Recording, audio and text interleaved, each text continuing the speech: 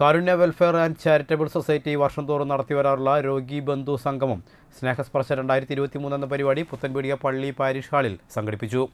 CC Mukundan MLA ഉദ്ഘാടനം ചെയ്തു.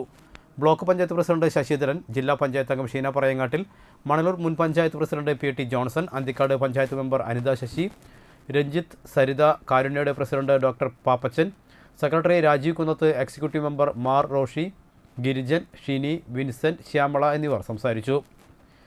ഒരു സ്നേഹസ്പർശമാണ് നമ്മളിവിടെ നടത്തിക്കൊണ്ടിരിക്കുന്നത്. ഇതിൽ സംബന്ധിക്കുന്ന എല്ലാവരോടും അകമഴിഞ്ഞ് നന്ദി രേഖപ്പെടുത്തുന്നു. ഞാനൊരു വലിയ പ്രസംഗം പറഞ്ഞ് ഇത് നീട്ടിക്കൊണ്ടുപോകുന്നില്ല.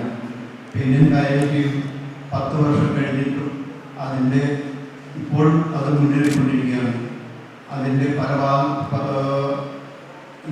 ഇപ്പോൾ ഫിസിയോതെറാപ്പി സെക്ഷൻ നമ്മൾ ആരംഭിച്ചു കഴിഞ്ഞു.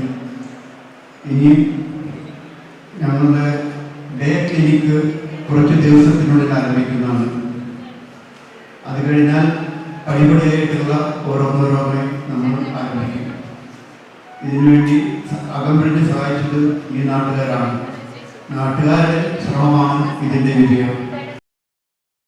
തുടർന്ന് പ്രാദേശിക കലാകാരന്മാരെ ഒരുക്കിയ കലാവിരുന്നും കൂടാതെ Avanangattu Kalari, Lions club, Vadanappally, Sairam bakery എന്നിവർ ചേർന്ന് നൽകിയ ഭക്ഷ്യവിഭവ സമ്മാന കിറ്റ് വിതരണവും നടത്തി.